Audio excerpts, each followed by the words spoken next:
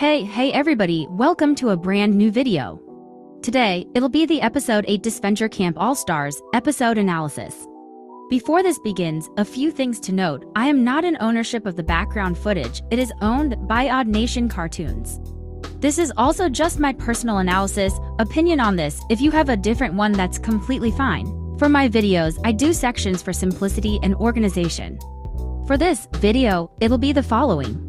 Episode analysis, Ellie's elimination, Ellie's possible return, Gabby's villain arc, and Tess's decision, who's going next, overall thoughts, conclusion. Without further delay, let's get this started with the first section, episode analysis. Aw, so this is what you wanted to show me. Thanks, I love him. The episode begins with the usual recap and intro and opens to the Magenta team after Fiore's elimination. Jake is still sad about Tom having a boyfriend. Eli comes to offer Jake some apples for breakfast. Jake is extremely cold to Eli, causing a fight with Ashley seeing something off, telling Jake to talk with her.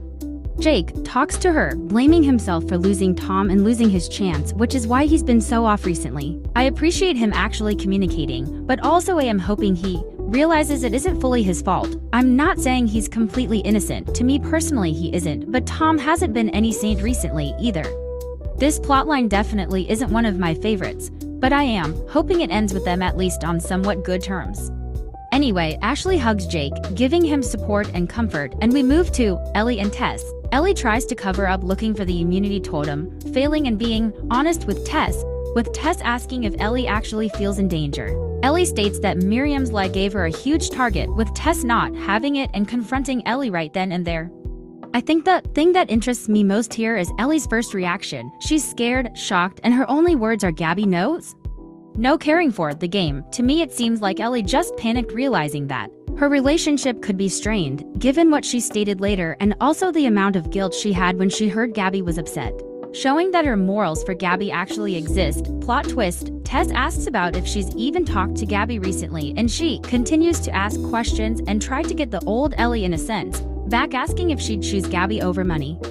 The one thing I partially dislike in this scene is how Ellie looks away when asked if she'd choose her over 3 million. I get it was probably done for drama, but it makes the later half of when Ellie said she'd choose Gabby over 1,000 losses feel weak to some, feel hollow. Maybe to improve this, a quick scene showing Ellie does believe that Gabby is more than all that. It would fix the doubts and make the final scene feel more real. At least that's my point of view, lol. Going to Aden and Tom, they are missing pizza as Gabby comes to the two. Aden asks where Ellie is, with Gabby saying that she's been pretty distant, while Aden is salty about the dirty move done at the previous challenge, while Tom has just become stupid, oblivious. Aden says Tom's boyfriend would be understanding, with Gabby so happy for him and needing the details. Tom then runs away because he can't lie to save his life. Emily calls for Yul, with Yul just mad. Turns out, Emily planned the dream date for him and Gret, wanting to do it for publicity. Yul is mad that he not only did not get a say, but also that he would have to do all these things romantically that he didn't want to do, to the point where he fired Emily because in his egotistical mind, he is who the people love, not Gret. When it's stated his career will be over, he says he will just win this game. I cannot wait for him to feel the karma of his actions. I also didn't expect Emily to be so entertaining this episode. Loved the sass she brought to the table. I'm excited to see more of her, though I am so confused on where she came from, why she's even here, etc., as I feel like Nina Marcus could have fit this role perfectly. Going to the challenge, it is revealed that Fiora is gone. I missed this on first watch, but after some rewatches I noticed Alec actually did have a reaction to Fiora going, though wasn't very open on it. I suppose it made sense for him. Guess I just expected more, lol. Crystal talks about heights, making a jab at Aden, with him saying he's over that fear, with her then revealing the spaceship to the shock of everyone else. Crystal says to afford it, she used Trevor's paycheck, and Aden gets worried, with Tom comforting him about it going into the spaceship. Gabby says an interesting description about how she feels about this. Ally's expression is gold, lol. Tom tells Gabby to never change, if only he knew, with Aden and Gret asking what to do next. Crystal comes to explain the challenge, with Gabby excited, Aden still worried, and her basically saying their lives were at risk. Going to the yellow team, Rhea makes herself the leader, with Yul and Gret disagreeing with it, given how it went last time. Alec is nominated as the leader, with Rhea annoyed as it goes to magenta team. Eli begins to talk about what they should do with Jake annoyed and eventually goes on a rant about this fake video game that I wish was real because it sounds so fun to play. Ashley tells Eli to focus and she gives some useful advice for the challenge. Crystal and Derek are chatting, with Derek appreciative of how Crystal accepts the challenge ideas and sees his perspective, and with Derek inviting her to go get a drink.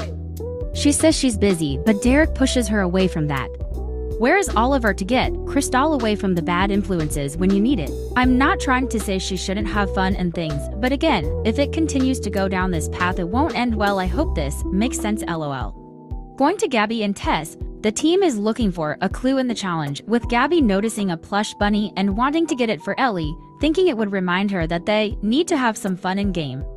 Tess asks if she's any good at claw machines, to which she responds that she was going to smash it open with a hammer. Tess helps her to win it, and turns out she is a claw machine mastermind, which like Gabby I never would have guessed lol. She gives the plush bunny to Gabby but notices the clue on it, which is given to Tom. Tom leads the team the way. Then it goes back to yellow team. Gret hears strong airflow in the door beside and Yul accidentally opens it. Alec, using his knowledge, figures out what this was for, with Gret volunteering to go up to get the clue, as it looks fun. The brat shamas her, with Yul thus being nominated to do it instead. Rhea agrees. No one objects and he is pushed into it, being forced to get the clue and falls, getting hurt as Rhea and Alec laugh. I did, too.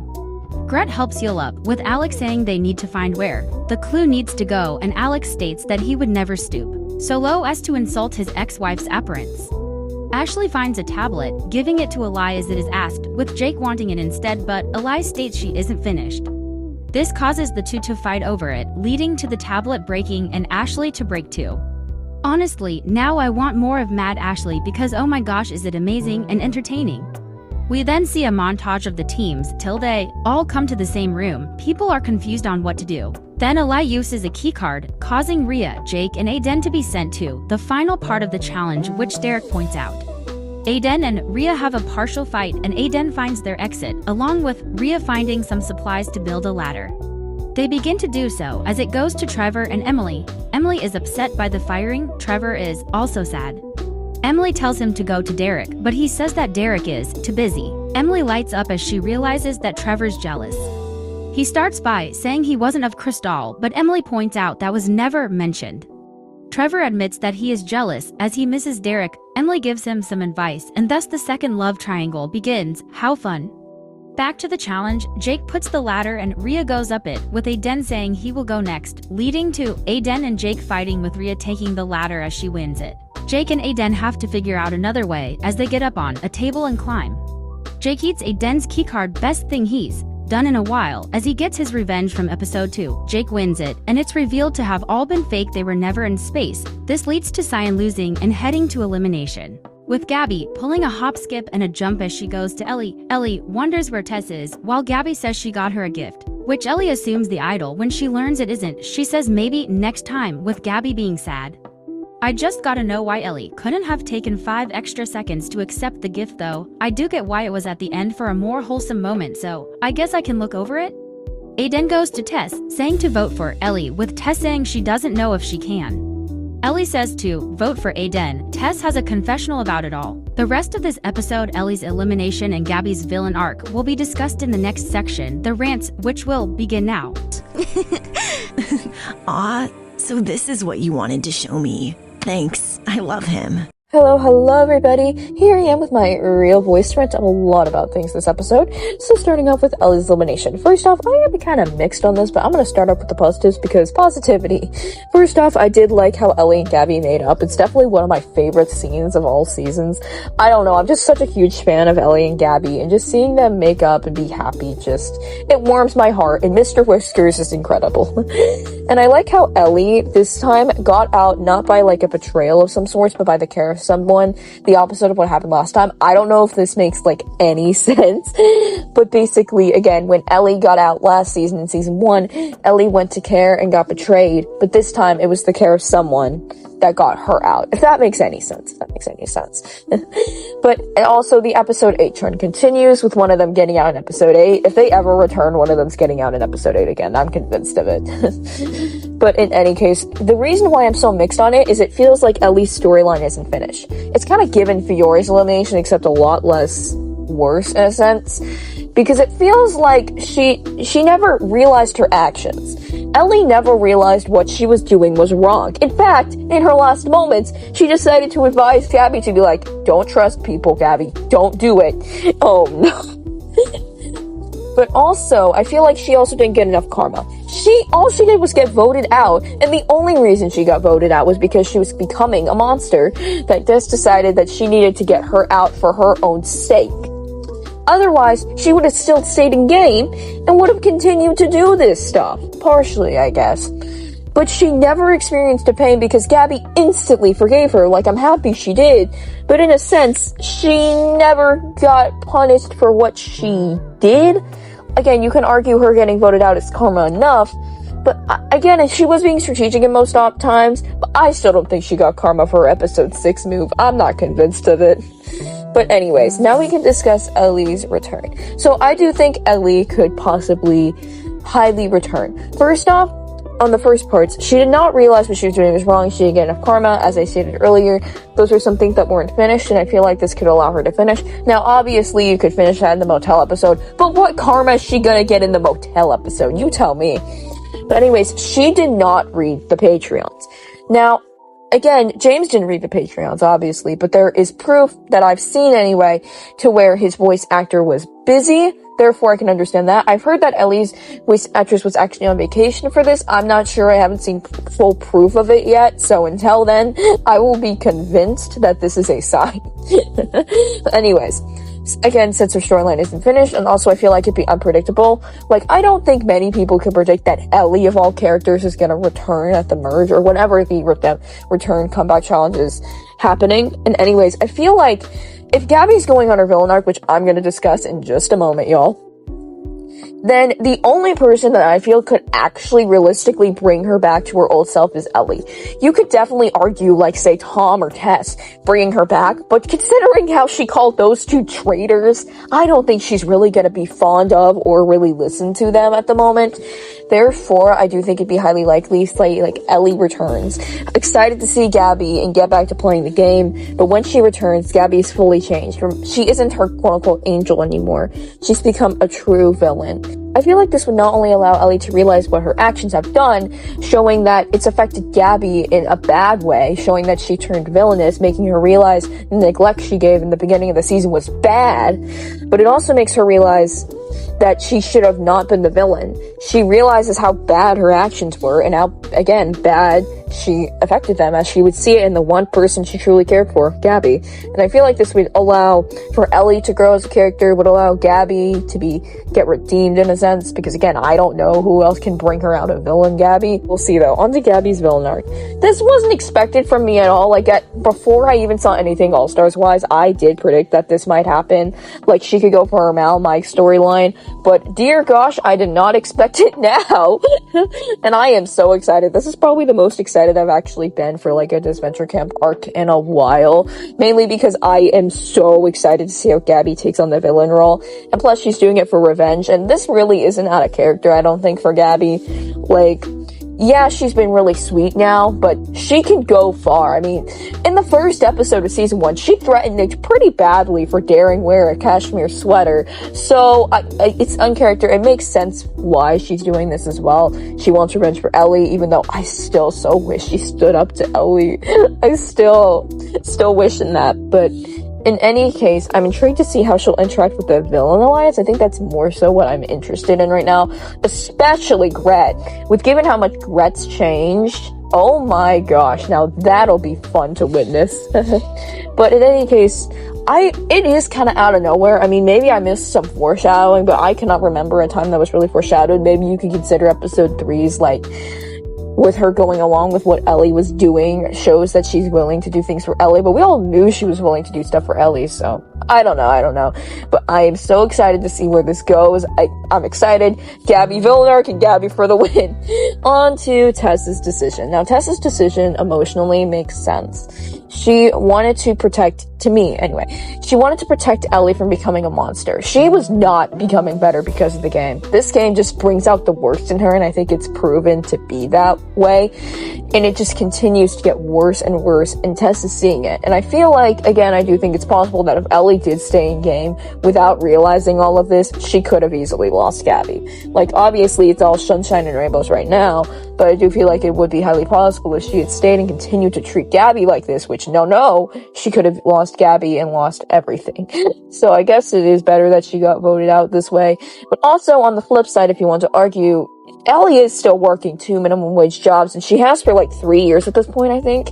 So Tess is also taking away her friend's way of maybe getting out of her poverty that she's been stuck in for 3 years. But even so, I don't know. I mean, that's obviously up to you how you want to perspectify that. Now, game-wise, I don't really know if this is the smartest move for Tess, because now Gabby's onto their throats, but even then they have full majority.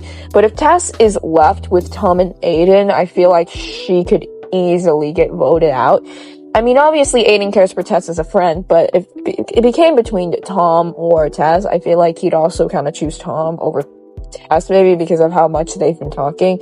So there is that, but also if she did stick with Ellie and Gabby, Ellie would become worse. She would basically become the therapist to those two. I feel like, in a sense, it could have been good for her to get out Tom, but also, again, she'd be up against Ellie and Gabby in the end and still get that mad, so I guess it's really up to you how you view the game move. I don't really know, but I do understand Tess's decision, and yeah. Alrighty, so on to the final section, which is who's going next. So this is what you wanted to show me. Thanks, I love him. For who's going next, I'll begin with the magenta team. I think it's most likely that Eli would go if they manage to lose again. Jake is fully annoyed with her, and Ashley is closer to Jake than she is Eli, and Ashley doesn't break promises she promised Jake she would never vote for him. For yellow team, I think it could be Yul. Now that he doesn't have Emily to keep him in check, he will be saying many offensive things to Gret, and if that, plus say, him acting with the flowers and things like that is revealed, Gret would vote him in a heartbeat. Though if Gret really is passive, Rhea could go in the end if she still sticks with Yul, though I'm not as confident in that now. Cyan is still such a wild card, though I do think it could be Aden going. As stated in an earlier section, I think Gabby will target Aden first. She did tell Aden to shut up. Aden was the original target anyways, and she considers them all traitors, and if we're going by story, Aden has nothing except being stuck in this Tom and Jake plot, which can end soon. Plus, Aden can be the first casualty of villain Gabby, otherwise merge could be happening soon. I'm not thinking it's next episode, but still soon. With this section finished, the next section can begin. Overall thoughts. So this is what you wanted to show me. Thanks, I love him. Overall, I liked this episode. A few things were mixed for me, but this was a pretty good episode, all things considered. I love the space theme. It always adds something to the episode when it's themed like it. If you want to see my character tier list for the episode, I highly recommend you check out my community post on this episode. In any case, it's time for the final section, the conclusion. So this is what you wanted to show me. Thanks, I love him. What were your thoughts on this episode? I would love to hear in the comments down below. Thank you so much for watching this video. I hope to see you again on the channel and for you to have a wonderful day, night. Bye everybody.